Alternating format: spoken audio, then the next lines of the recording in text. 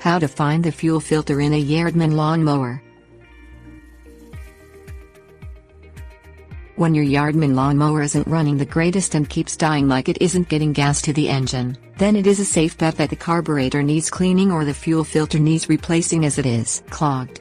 The fuel filter for a Yardman lawn mower will cost you under $5, so it is a cheap replacement and fix to your mower gas troubles either way. Things you will need: pliers. Locate the gas tank on your Yardman lawn mower.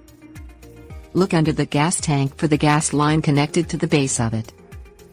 Follow the gas line to the side of the carburetor. In the center of the gas line, the fuel filter will be clamped into place. Squeeze and slide the clamps away from the fuel filter. Pull out the fuel filter from the center of the gas line.